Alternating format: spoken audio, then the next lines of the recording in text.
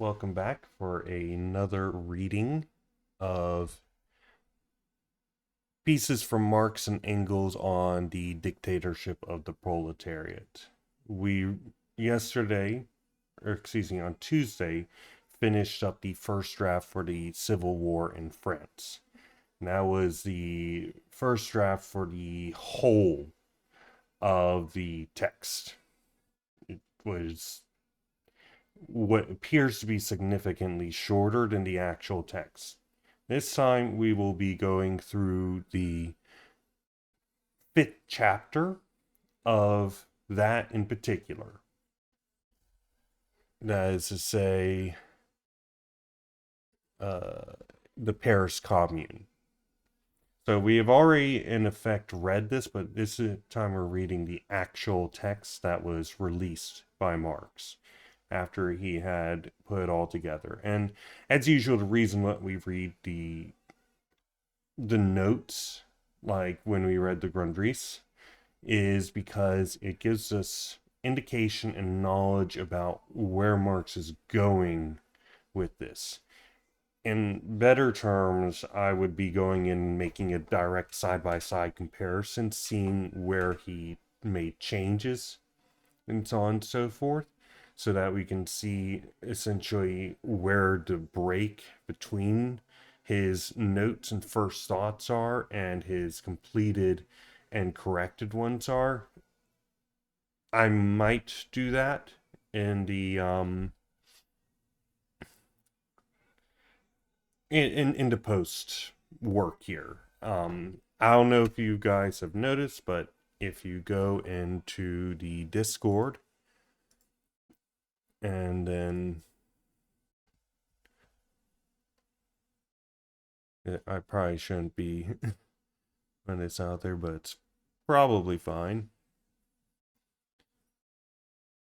If you go into the discussions channel within Red Square of the United Marxist Pact in the communist mode of production channel, I made a collection of all the different things, the different quotations that we read and pulled out from our readings here, and I have been going through.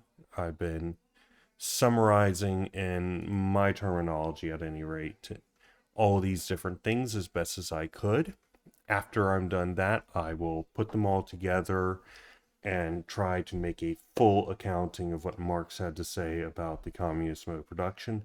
We will do that as well with the dictatorship of the proletariat in the aftermath. So I will see about doing this side by side, so to speak, when I do that. And of course, if anybody is interested in helping out with this, it'd be much appreciated. I still have some work to do in actually going through point by point.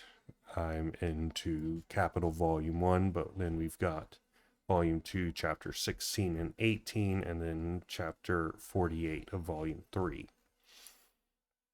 Where I got Critique of the Gotha Program, of course. And I will also have to go through Erica's quotations here from Engels with anti-during and origin of the family, private property, and the state.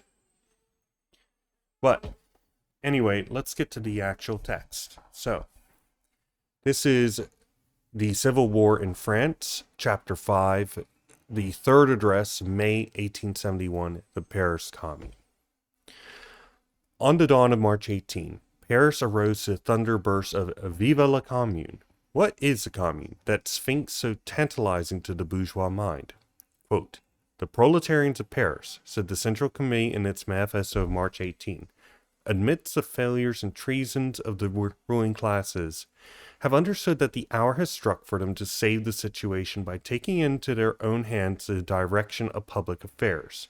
They have understood that it is their imperious duty and their absolute right to render themselves master of their own destinies by seizing upon the governmental power.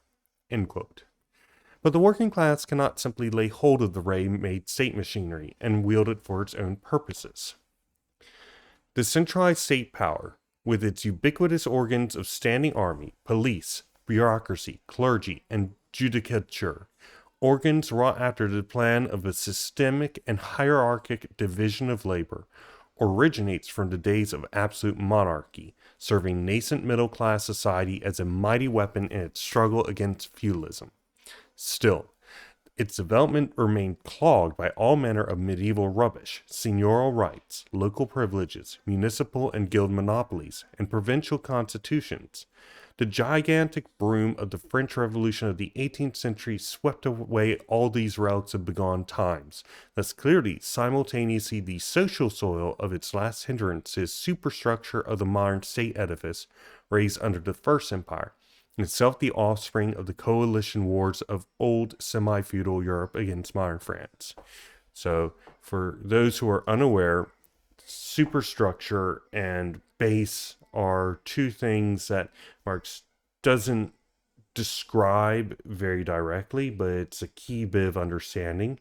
The base is the mode of production. That is the forces of production, the labor, the divisions of labor, so on and so forth, combined with the relations of production. That is to say, class, who owns the means of production, who does the labor, and so on and so forth, and the relations embodied thereby. The superstructure is produced and maintained and organized by the base. The superstructure is everything that is not within this material base for society. And a reminder that we spent a lot of time talking about in our analysis of the communist mode of production. We read, for example, the German ideology, where Marx talks about the need for any society to materially reproduce itself first before anything else. And we also talked about that in previous things within the Dictatorship of the Proletariat. I don't believe that I took any quotations for that, but I'm probably wrong there. So, laws, morality, arts, and culture, our metaphysical analysis, our way of organizing the family, all these things emerge out of the mode of production. They are influenced and directed by it. But the superstructure in turn influences the base to some greater or lesser degree. There's contention about this, but I highly recommend Text Talks. He has a series on Marxism 101, but also, and the 3 chapters of Capital. But in addition, he's got a shorter video called History as Computation, wherein he talks about this. But essentially what is being said here is that the bourgeois revolution, which changed the base, has gone in and completely shattered and restructured the superstructure, taking what was useful of the old, breaking that down, and then rebuilding it into something that was less like it, but it's still born out of it. It still holds the birthmarks. Okay. Back to the text. During the subsequent regimes, the government, placed under parliamentary control, that is, under the direct control of the property classes, became not only a hotbed of huge national debts and crushing taxes, with its irresistible allurements of place, pelf, and patronage. It became not only the bone of contention between rival factions and adventurers of the ruling class, but its political character changed simultaneously with the economic changes of society. At the same pace at which the progress of modern industry developed, widened, intensified the class antagonisms between capital and labor, the state power assumed more and more character of the national power of capital over labor, the public force organized for social enslavement, of an engine of class despotism, that is to say, the dictatorship of the bourgeoisie. So, right, the state is an organ of class struggle, right? And it serves whatever ruling class is in position at a given time. And sometimes the ruling class and the productive forces outstrip the development of their own existence. And the end result is that class conflict erupts. And the state has to step in and is willing to suspend the rights that it grants to in the organization that the ruling class wants for their long-term benefits so that they can continue to survive. This is why, for example, fascism is so popular within bourgeois ideology. Ultimately, they have a desire for, when the going gets tough, to get a big man to come in and get all the nobility, excuse me, I mean all the different capitalists under control, and then sublimate all the working class, right, who are getting rowdy and stuff, and create order, law and order. What law and what order? The bourgeois law and order, of course. Continuing. After every revolution marking a progressive phase in the class struggle, the purely repressive character of the state power stands out in bolder and bolder relief. The Revolution of 1830, resulting in the transfer of government from the landlords to capitalists, transferred it from the more remote to the more direct antagonists of the working men. The bourgeois Republicans who, in the name of the February Revolution, took the state power, used it for June 1848 massacres, in order to convince the working class that, quote, social republic means a republic entrusting their social subjection, in order to convince the royalist bulk of the bourgeois and landlord class that they might safely leave the cares and emoluments of government to bourgeois, quote, republicans. However, after their one heroic exploit of June, the bourgeois Republicans had, from the front, to fall back to the rear of the Party of Order, a combination formed by all the rival factions and factions of the appropriating classes. The proper form of their joint stock government was the Parliamentary Republic, with Louis Bonaparte for its president. Theirs is a regime of avowed class terrorism and deliberate insult towards the, quote, vile multitude. If the Parliamentary Republic, as M. Thiers said, quote, divided them, the different fractions of the ruling class, least, end quote, it opened an abyss between that class and the whole body of society outside their spare ranks.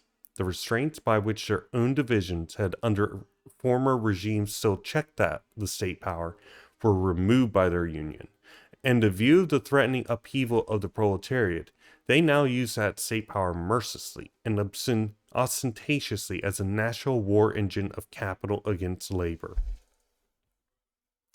In their uninterrupted crusade against the producing classes, they were, however, bound not to invest the executive with continually increased powers of repression, but at the same time to divest their own parliamentary stronghold, the National Assembly, one by one, of all its means of defense against the executive. The executive, in the person of Louis Bonaparte, turned them out. The natural offspring of the Party of Order Republic was the Second Empire. The empire, with the coup d'etat for its birth certificate, universal suffrage for its sanction, and a sword for its scepter, professed to rest upon the peasantry, the large mass of producers not directly involved in the struggle of capital and labor. It professed to save the working class by breaking down parliamentarism, and with it, the undisguised subserviency of government to the property classes. It professed to save the property classes by upholding their economic supremacy over the working class. And finally, it professed to unite all classes by reviving for all the chimera of national glory. So, Bonapartism. If you're familiar with it, we could at some point take a look at the 18th Brumaire, where Marx talks about this in depth.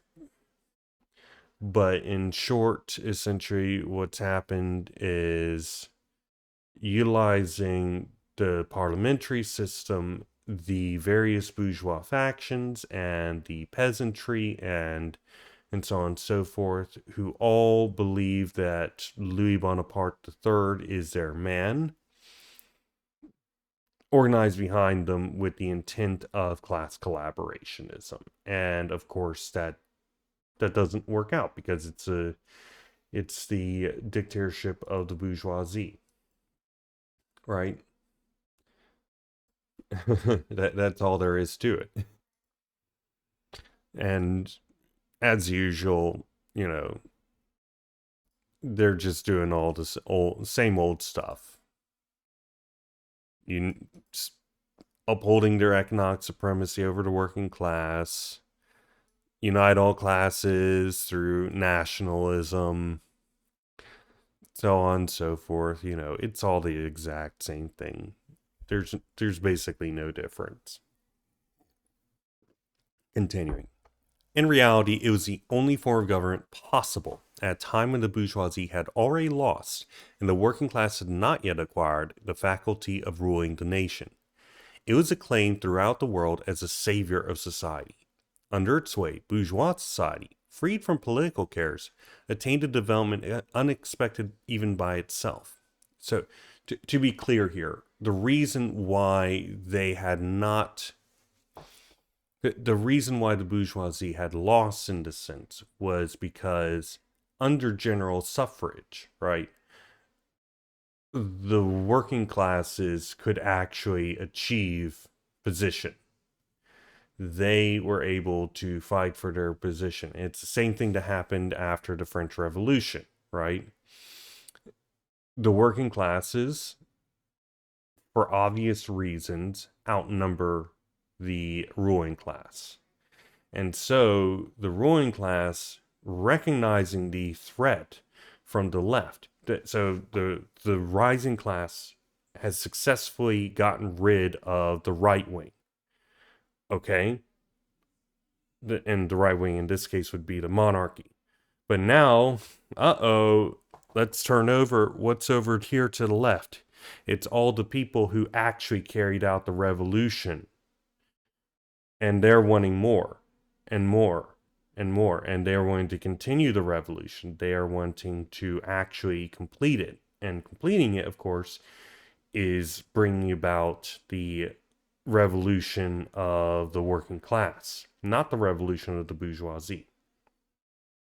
So the new ruling class, the bourgeoisie, has to turn to the right and align with them against the left in order to stop the continued revolutionary movement. Now, of course, the more radical factions of the bourgeoisie, especially during the time of the French Revolution, weren't keen on that. Robespierre is one such example. They were actually true believers, and they died and were executed because they were a threat to the new bourgeois order. And then, of course, Napoleon comes in, the first in this case, and he is the man of the new ruling order. He creates order and so on and so forth, and he spreads the bourgeois revolution by the sword through the conquest of half the known world at the time. And despite being, you know, an emperor and reintegrating the feudal structure in every place that he conquered, he created the new form of military. He broke up the landlords and so on and so forth. He instituted bourgeois right and so on and so forth. But he was also, you know, ultimately an extreme reactionary. But even extreme reactionary that emerges out of a revolutionary state is, of course, revolutionary compared to the rest of the decayed world. Okay, continuing. Under its sway, the bourgeois society, freed from political cares, attained a development unexpected even by itself. Its industry and commerce expanded to colossal dimensions. Financial swindling celebrated cosmopolitan orgies. The misery of the masses was set off by a shameless display of gorgeous, meretricious, and debased luxury. The state power, apparently soaring high above society and the very hotbed of all its corruptions, its own rottenness and the rottenness of the society it had saved, were laid bare by the bayonet of Prussia, herself eagerly bent upon transferring the supreme seat of that regime from Paris to Berlin. Imperialism is, at the same time, the most prostitute and the ultimate form of the state power which nascent middle-class societies had commenced to elaborate as a means of its own emancipation from feudalism, and which full-grown bourgeois society had finally transformed into a means for the enslavement of labor by capital. The direct antithesis to the empire was the commune. The cry of social republic, with which the February Revolution was ushered in by the Paris proletariat, did but express a vague aspiration after a republic that was not only to supersede the monarchical form of class rule, but class rule itself. The commune was a positive form of that republic. Taking this quote. Paris, the central seat of the old governmental power, and at the same time the social stronghold of the French working class, had risen in arms against the attempt in Thiers and the rurals to restore and perpetuate that old governmental system bequeathed to them by the empire. Paris could resist only because, in consequence of the siege, it had got rid of the army and replaced it by a national guard, the bulk of which consisted of working men. This fact was now to be transformed into an institution. The first decree of the Commune, therefore, was the suppression of the standing army and the substitution for it of the armed people. Okay. Let's see. We've already learned that, but there's no harm in taking the quotations. The Commune was formed of the municipal councillors, chosen by universal suffrage in the various wards of the town, responsible and revocable at short terms. The majority of its workers were naturally working men, or acknowledged representatives of the working class. The Commune was to be a working, not a parliamentary body, executive and legislative at the same time.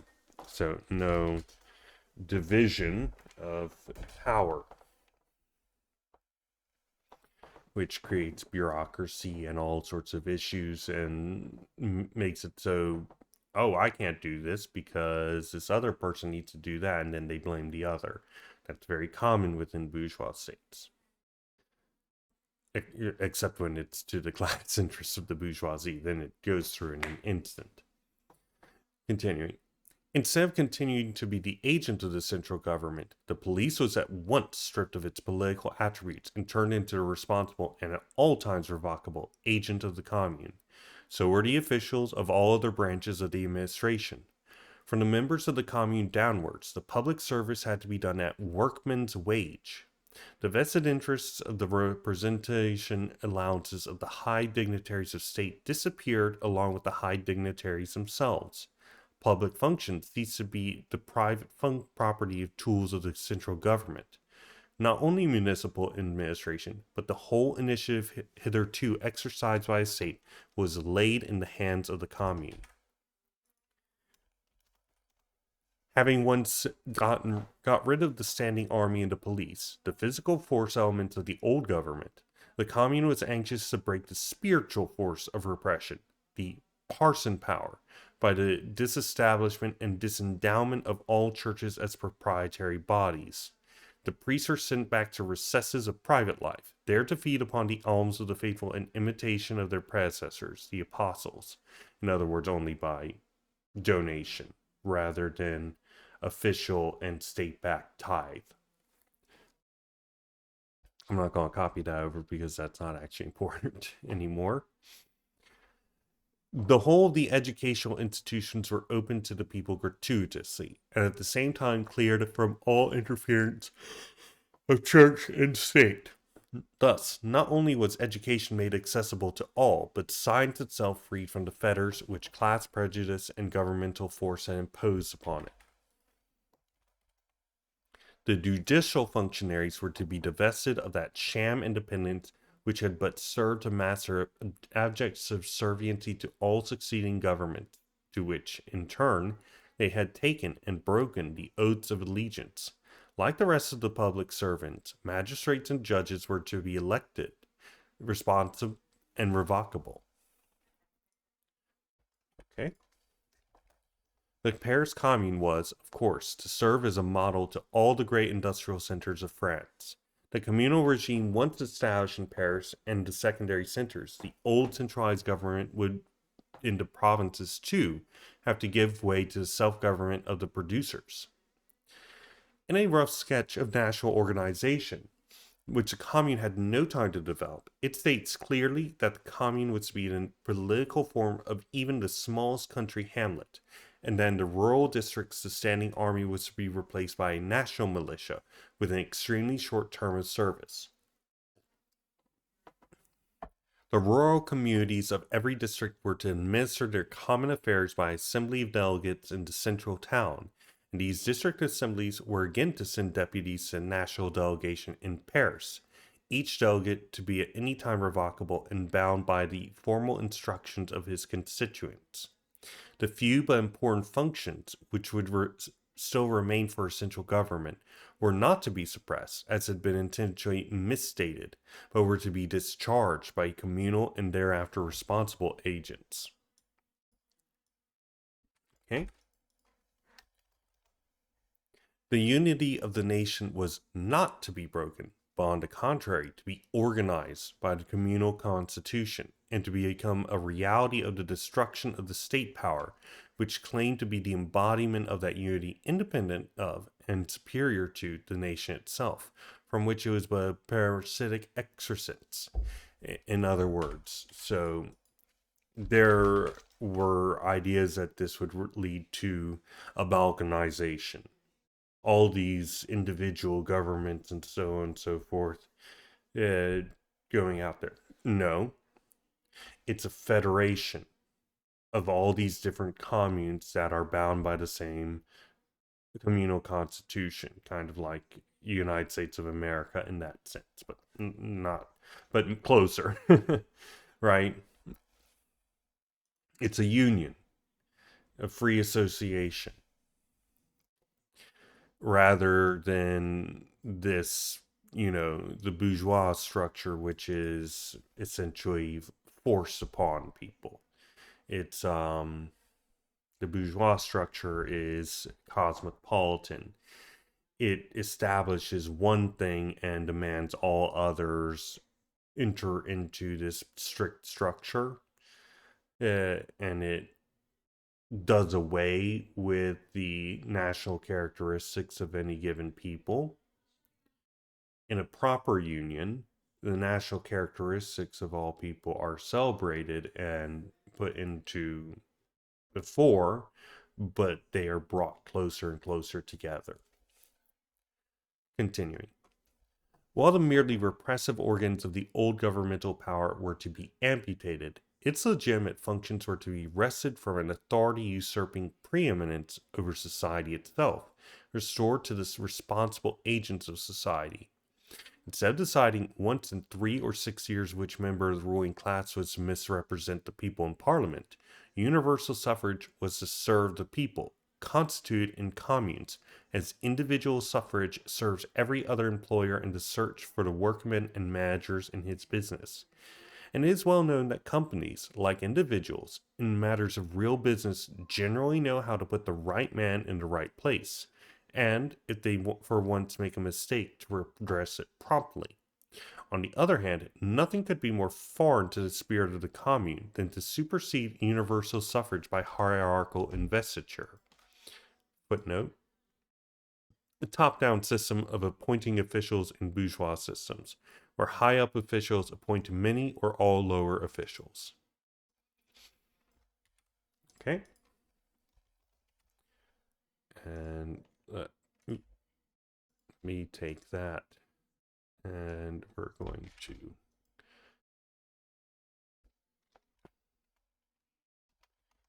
put that in there. Okay.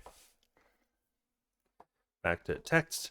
It is generally the fate of completely new historical creations to be mistaken for the counterparts of older, and even defunct, forms of social life, to which they may bear a certain likeness. Thus, this new commune, which breaks with the modern state power, has been mistaken for a reproduction of the medieval communes, which first preceded and afterwards became the substratum of that very state power. The communal constitution has been mistaken for attempts to break up into federation of small states, as dreamt of by Montesquieu and the Girondins. Footnote: the party of the influential bourgeoisie during the French Revolution at the end of the 18th century. The name is derived from the department of Gironde. It came out against the Jacobin government and the revolutionary masses which supported it, under the banner of defending the department's right to autonomy and federation. Back to the text.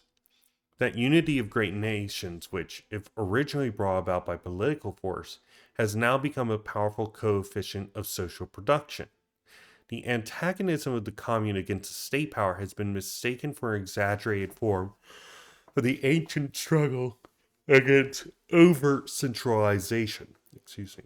Peculiar historical circumstances may have prevented the classical development, as in France, of the bourgeois form of government, and may have allowed, as in England, to complete the great central state organs by corrupt vestries, jobbing councillors, and ferocious poor law guardians in the towns, and virtually hereditary magistrates in the counties. Basically, centralization is more efficient and more organized, and it actually makes it so social production increases, which betters the lives of people. Communism isn't interested in balkanizing and breaking up everybody and having all these different nations going off and doing their own thing and splintering. We want a world republic, a world social republic. We want all different nations to enter into harmony with one another and maximize their productivity in harmony. We have no interest of ending centralization. We want to increase it in the places that are useful for communism and decrease it in the places which are bureaucratic and whatnot, right?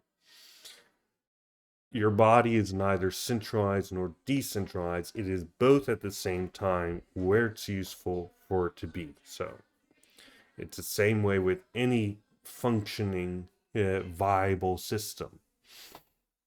The entire concept of this struggle between centralization and decentralization, or of hierarchy and horizontality and stuff like that, these are ultimately, in their own right,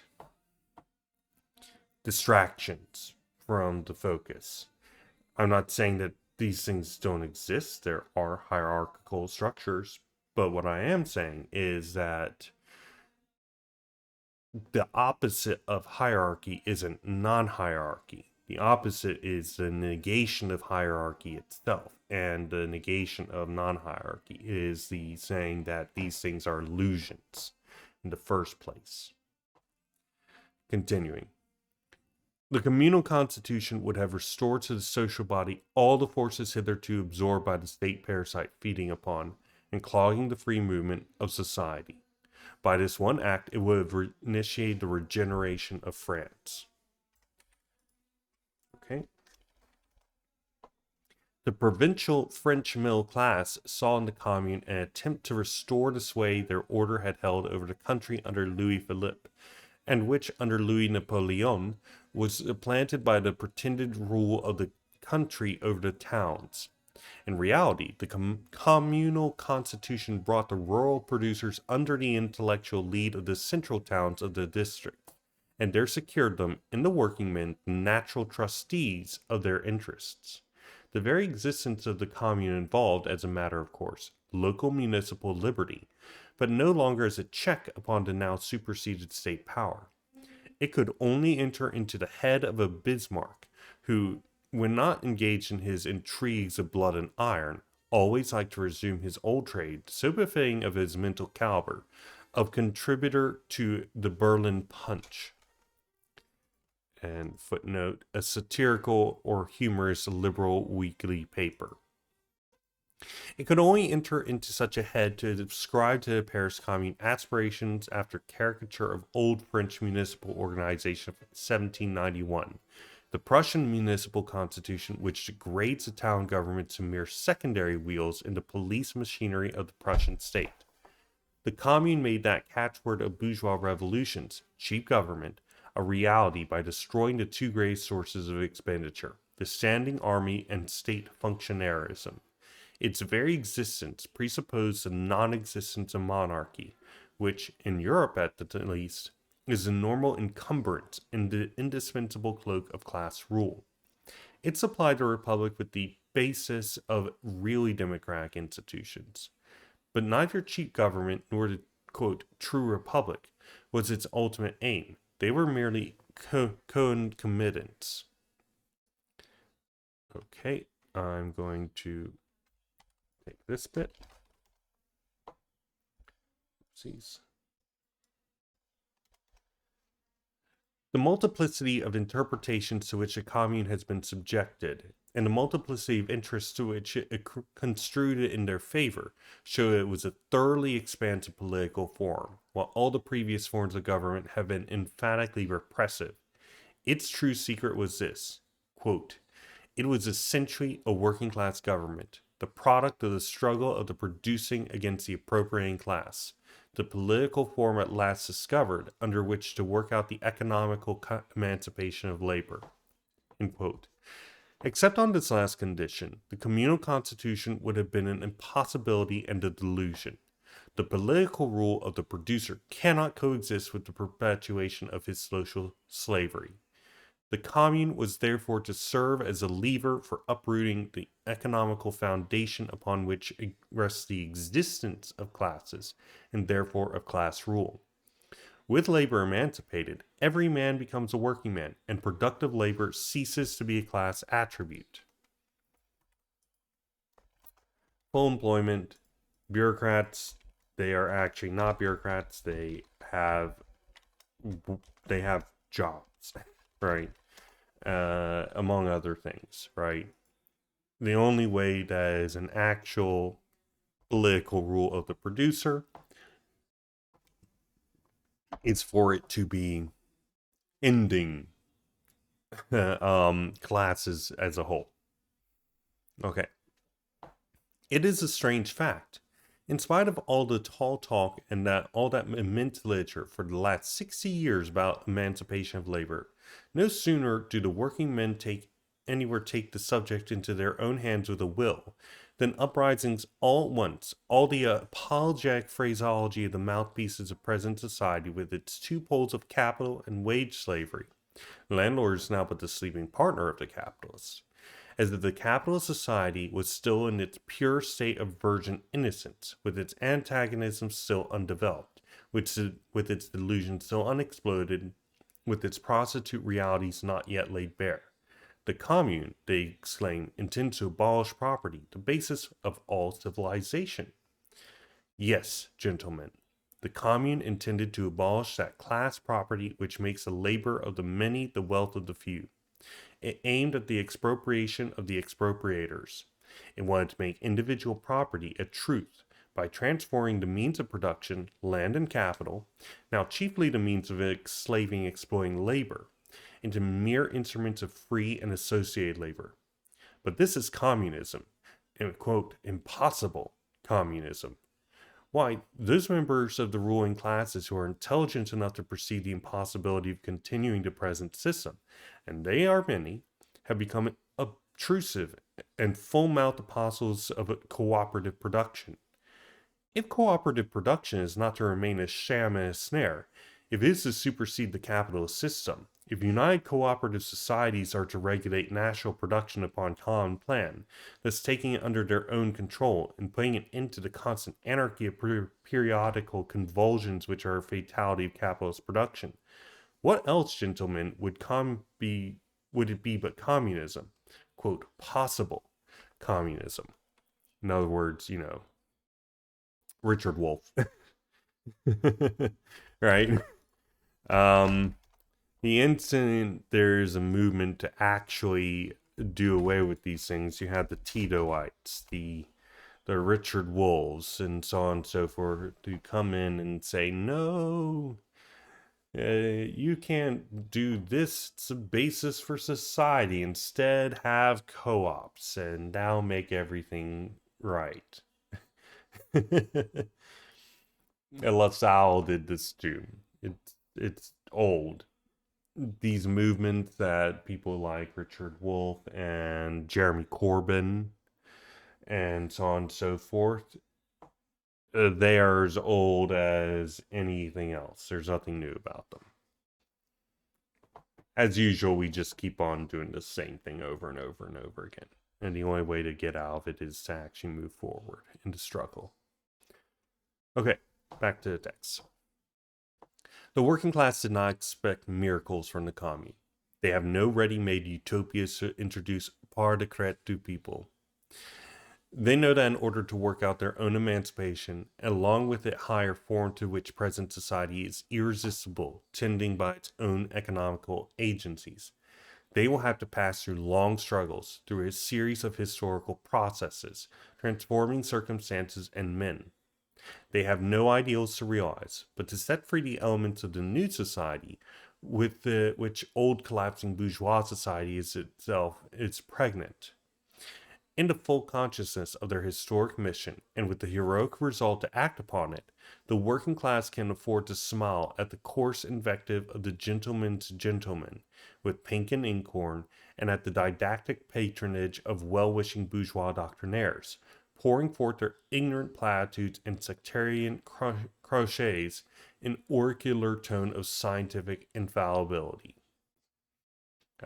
These would be the bourgeois socialists, the utopians, the quote unquote true German socialists, as Marx calls them in the Communist Manifesto. All these different groups are going in there and, they're trying to harness it and then say, oh, you need to do this and that. But for the working people, they understand, that yes, we are thankful for your additions and your work and your support, but we are doing this in a materials way. We have to do it in steps and stages, and it's a lot of work. It can't all be done at once, and we won't get the fruits of such and such project until it comes to fruition, right?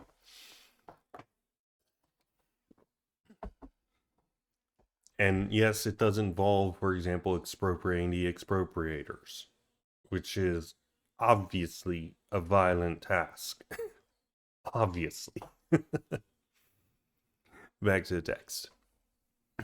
When the Paris Commune took the management of the revolution in its own hands, when the plain working men for the first time dared to infringe upon the governmental privilege of their natural superiors, and under circumstances of unexampled difficulty, performed at salaries the highest of which barely amounted to 1/5 of what, according to high scientific authority, is the minimum required for a secretary to certain to a certain metropolitan school board. The old world writhed in convulsions of rage at the sight of the red flag, the symbol of the Republic of Labor, floating over Hotel de Ville. Footnote, Professor Huxley.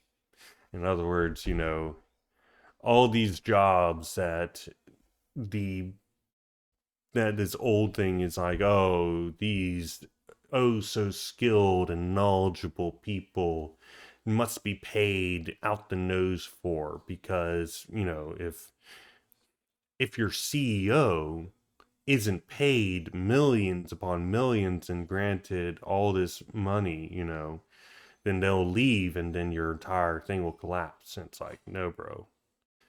We put somebody up for a regular working day salary and they did just as good, if not better. So this entire concept is bunk shit. And that's how it is in real life, by the way. Yeah, that really is how it is.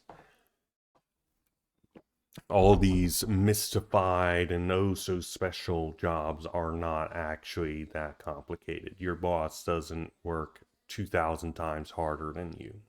They aren't 2,000 times more intelligent or experienced than you are. Continuing. And yet, this is the first revolution in which the working class was openly acknowledged as the only class capable of social initiative, even by the great bulk of Paris' middle class. Shopkeepers, tradesmen, merchants, the wealthy capitalists alone excepted. The Commune had stayed them by its sagacious settlement of that ever recurring cause of dispute among the middle class themselves, the debtor and creditor accounts. Footnote. A reference to the Paris Commune's decree of April 16, 1871, providing for payment all debts in installments over 3 years and the abolition of interest on them. The same portion of the middle class, after they had assisted in putting down the workingmen's insurrection of June 1848, had been at once unceremoniously sacrificed to their creditors by the then Constituent Assembly. Footnote. On August 22nd, 1848, the Constituent Assembly rejected the Bill of Amiable Agreements aimed to introduce the deferred payment of debts. As a result of this measure, a considerable section of the pay bourgeoisie were utterly ruined and found themselves completely dependent on creditors of the richest bourgeoisie. Back to the text. But this is not their only motive for now rallying around the working class. They felt that there was but one alternative, the Commune or the Empire, under whatever name it might reappear. The Empire had ruined them economically by the havoc it made of public wealth, by the wholesale financial swindling it fostered, by the props it lent to the artificial accelerated centralization of capital, and the concomitant expropriation of their own ranks. It had suppressed them politically. It shocked them morally by its orgies. It had insulted their Voltairianism by handing over the education of their children to the frères ignorantins. Footnote. Ignorant Brothers, a nickname for a religious order founded in Reims in 1680, whose members pledged themselves to educate children of the poor. The pupils received a predominantly religious education and barely any knowledge otherwise. In other words, because they're made poor, they had to send their children to, priests for education, which they didn't like. It had revolted their national feeling as Frenchmen by precipitating them headlong into a war which left only one equivalent for the ruins it made, the disappearance of the empire. In fact, after the exodus from Paris of the high Bonapartists and capitalist Boheme, the true middle-class party of order came out in the shape of the Union Républicaine, enrolling themselves under the colors of the Commune, and defending it against the willful misconstructions of Thiers. Footnote, this refers to the Alliance Républicaine des Departements, a political association of pay bourgeois representatives from the various departments of France who lived in Paris, calling on the people to fight against the Versailles government and the monarchist National Assembly to support the Commune throughout the country. Back to the text. Whether the gratitude of this great body of the middle class will stand the present severe trial, time must show. The Commune was perfectly right in telling the peasants that its victory was their only hope. Of all the lies hatched at Versailles and re-echoed by the glorious European penny a liner, one of the most tremendous was that the rurals represented the French peasantry. Think only of the love of the French peasant to the men of whom, after 1815, he had to pay the milliard indemnity. Footnote. The law of April 27, 1825, on the payment of compensation to the former émigrés for the landed states confiscated from them during the preceding French Revolution.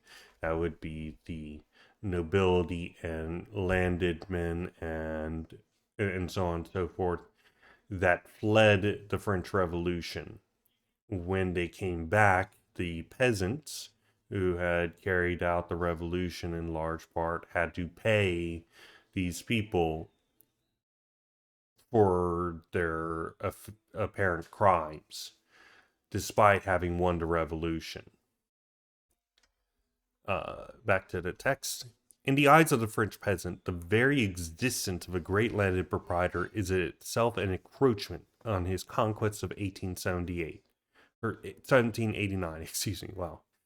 The bourgeoisie in 1848 had burdened his plot of land with the additional tax of 45 cents in the franc, but then he did so in the name of the revolution, while now he had fomented a civil war against revolution, to shift on the peasant shoulders the chief load of the 5 milliards of indemnity to be paid to the Prussian.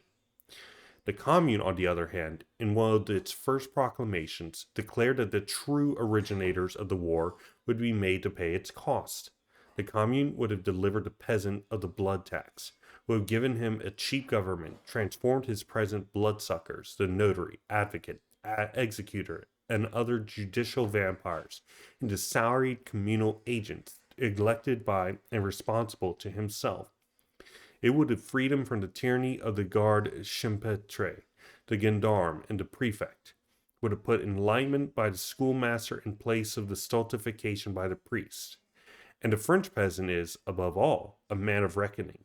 He would find it extremely reasonable that the pay of the priest, instead of being extorted by the tax gatherer, should only depend on the spontaneous action of the parishioner's religious instinct. Such were the great immediate boons which the rule of the Commune, and that rule alone, held out to the French peasantry. It is, therefore, quite superfluous here to expatiate upon the more complicated but vital problems which the Commune alone was able, at the same time compelled, to solve in the favor of the peasant, vis-a-vis the hypothecary debt, lying like an incubus upon his parcel of soil, the rural proletariat, daily growing upon it, and his expropriation from it in force, at a more and more rapid rate by the very development of modern agriculture and the competition of capitalist farming. So I talked about this previously, the enclosure of the communes, the continuing parcelization out of land, and the reducing efficiency of peasant production, which continue to allow them to be bought up, and so on and so forth. Let's see. But we will take this. Okay. The French peasant had elected Louis Bonaparte president of the Republic, but the party of order created the empire. What the French peasant really wants, he commenced to show in 1848 and 50 by opposing his mayor to the government's prefect, his schoolmaster to the government's priest, and himself to the government's gendarme. All the laws made by the party of order in January and February 1850 were avowed measures of repression against the peasant. The peasant was a Bonapartist, because the Great Revolution, with all its benefits to him, was in his eyes personified in Napoleon. This delusion, breaking down rapidly under the Second Empire, and its very nature hostile to rurals, this prejudice of the past, how could it have withstood the appeal of the Commune to the living interests and urgent wants of the peasantry? The rurals, this was in fact their chief apprehension, knew that 3 months' free communication of communal pairs with the provinces would bring about a general rising of the peasants, and hence their anxiety to establish a police blockade around Paris so as to stop the spread of the rinderpest. That is, essentially, they wanted to stop information about the Commune from going out, right? Because, if it did, then the peasantry would be very, very interested and seek to replicate it across the nation and force it through. So, in order to stop that from being the case, they stopped all communications out of it and put a blockade around it. Back to the text. If the Commune was thus a true representative of all the healthy elements of French society, and therefore the truly national government, It was at the same time as a working man's government, as a bold champion to the emancipation of labor, emphatically international. Within inside of that Prussian army that had annexed to Germany two French provinces, the Commune annexed to France the working people all over the world. The Second Empire had been the jubilee of cosmopolitan blacklegism, the rakes of all countries rushing in at its call for a share in the orgies and in the plunder of the French people. Even at this moment, the right hand of the tiers is Ganesco, the foul Wallachian, and his left hand is Markovsky, the Russian spy. The Commune admitted all foreigners to the honor of dying for an immortal cause. Between the foreign war lost by their treason, the civil war fomented by their conspiracy with the foreign invader, the bourgeoisie has found the time to display their patriotism by organizing police hunts upon the Germans in France. The Commune made a German working man, Leo Frankel, its minister of labor. Tears, the bourgeoisie, the Second Empire, had continually deluded Poland by loud professions of sympathy, while in reality betraying her to, and doing the dirty work of, Russia. The Commune honored the heroic sons of Poland, J. Dabrowski and N.W. Wróblewski, by placing at the head of the defenders of Paris. And to broadly mark the new era of history, it was conscious of initiating, under the eyes of conquering Prussians on one side and the Bonapartist army, led by Bonapartist generals, on the other. The Commune pulled down that colossal symbol of martial glory, the Vendôme Column. Footnote. The Vendôme Column was erected between 1806 and 10 in Paris in honor of the victories of Napoleonic France. It was made out of the bronze captured from enemy guns and was crowned by a statue of Napoleon. On May 16, 1871, by order of the Paris Commune, the Vendôme Column was pulled down. And let's take a look at what this looked like.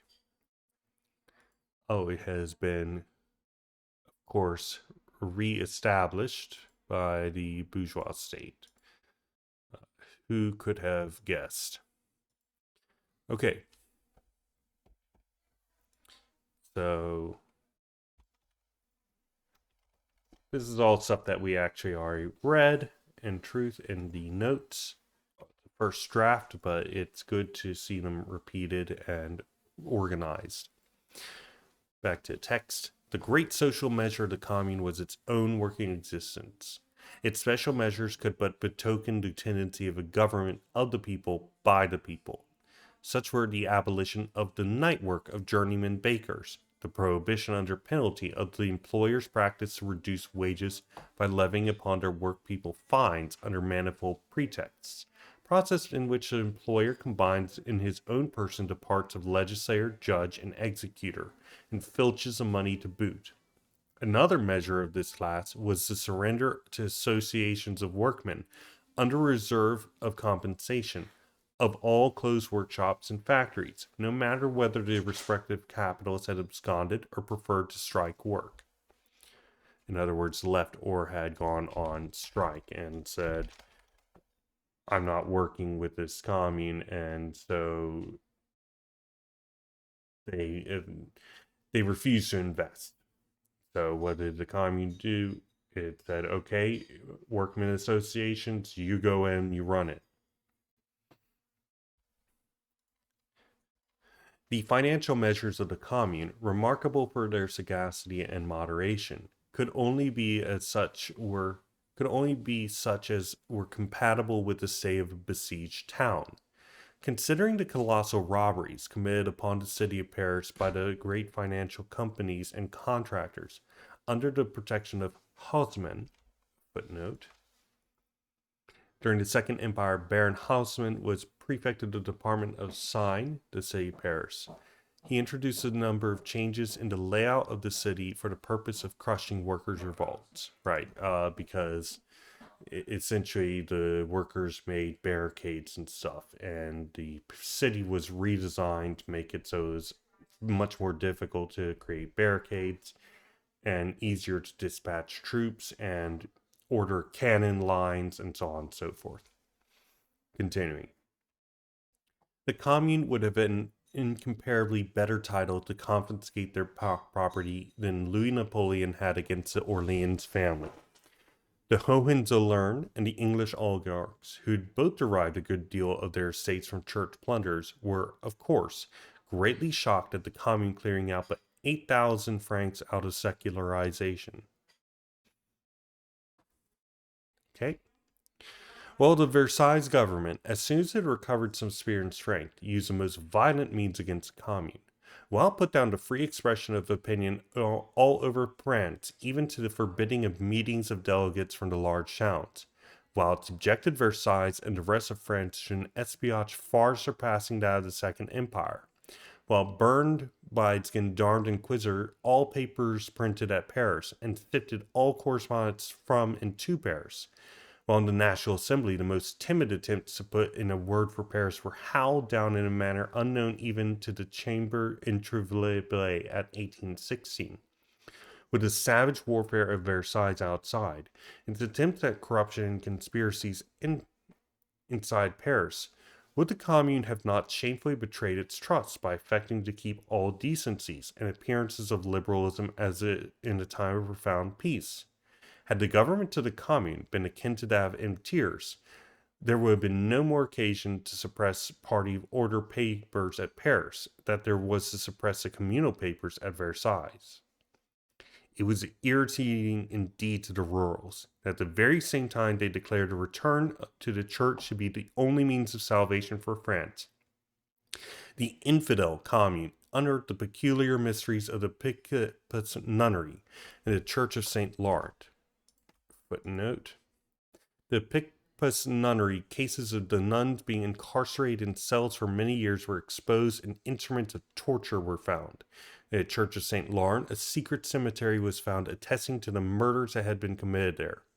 These facts were finally exposed by the Commune's newspaper, Mot d'Ordre, on May 5, 1871, and also in the pamphlet Les Crimes des Congrégations Religieuses.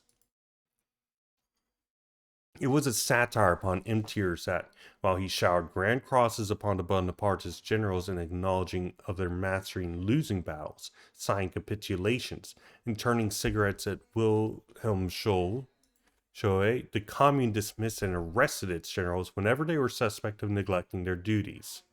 Footnote: the chief occupation of the French prisoners of war in Wilhelm Scholl, those captured after the Battle of Sedan, was making cigars for their own use. Back to the text. The expulsion from and arrest by the Commune of one of its members, Blanquet, who had slipped in under a false name and had undergone at line 6 days imprisonment for simple bankruptcy, was not a deliberate insult hurled at the forger Jules Favre, then still the minister of France, still selling France to Bismarck, and still dictating his orders to that paragon government of Belgium. But indeed, the Commune did not pretend to infallibility, the invariable attribute of all governments of the old stamp.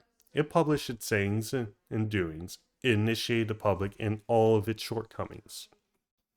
So I'm going to take this.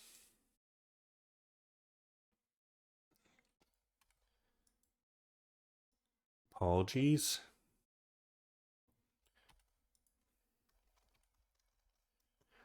And then this.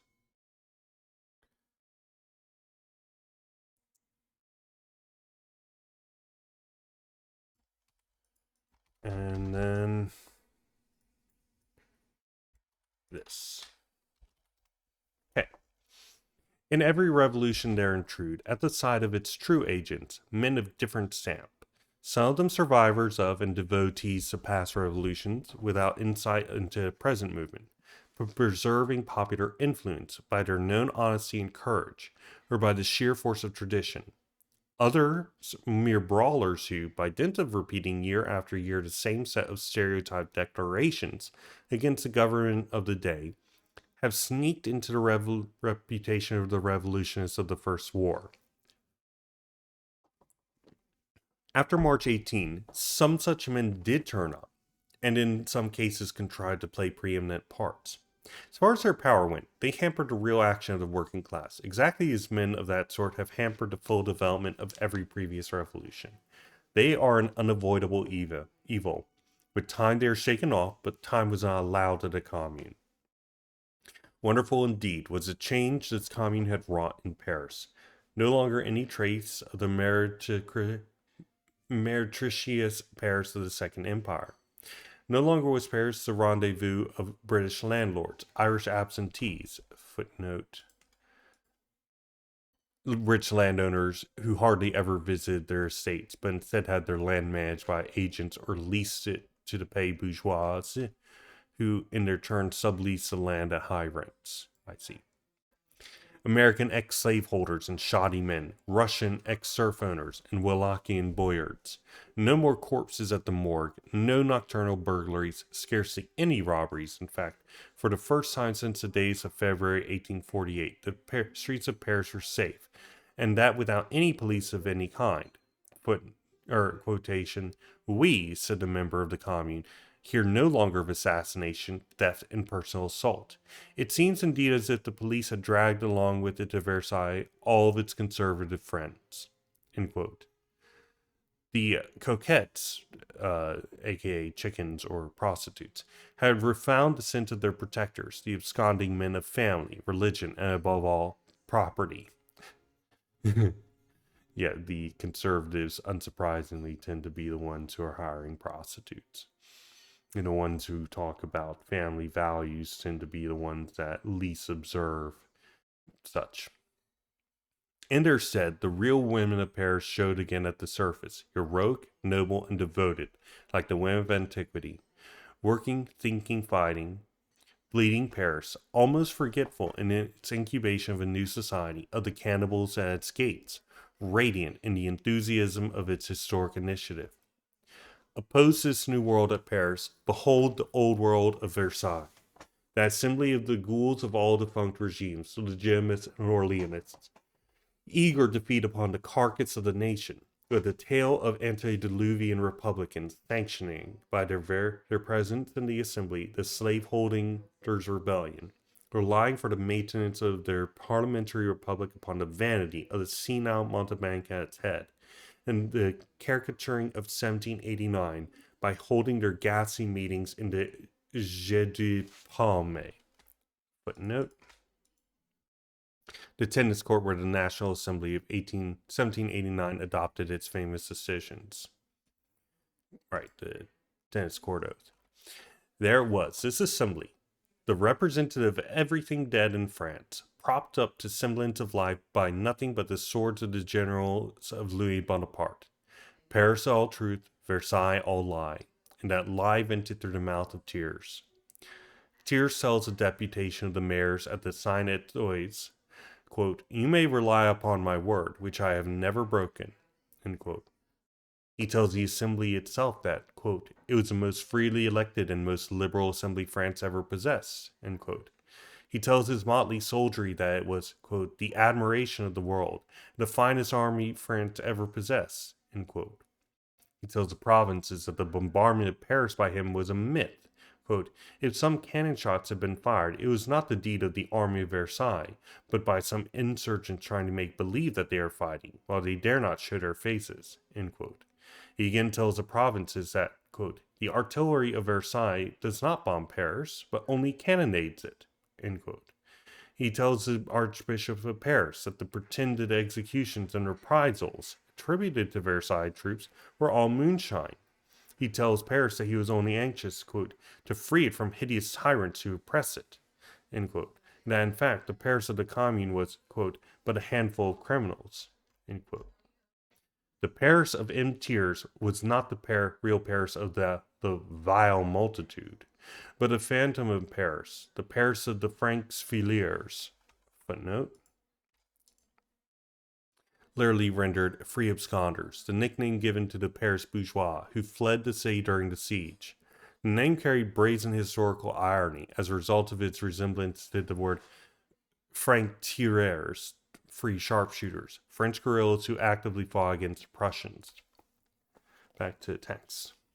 The Paris of the boulevards, male and female, the rich, the capitalists, the gilded, the idle Paris, now thronging with its lackeys, its blacklegs, its literary bonhomme, and its prostitutes at Versailles, Saint Denis, Rural, and Saint Germain, considering the Civil War but an agreeable diversion, eyeing the battles going on through telescopes, counting the rounds of cannon, swearing by their own honor that of their prostitutes that the performance was far better got up than it used to be at the Porte Saint Martin. The men who fell were really dead. The cries of the wounded were cries in good earnest. And beside, the whole thing was so intensely historical. This is the Paris of tears, as the emigration of Koblenz was the France of M. de Cologne. Footnote: a city in Germany during the French Revolution at the end of the 18th century. It was a center where the landlordist, monarchist immigrants made preparations for intervention against revolutionary France. Koblenz was the seat of the immigrant government headed by the rabid reactionary de Cologne, the former minister of Louis XVI. And that is the chapter. We will move on to the postscript. And I'm stopping recording. See you in the next video.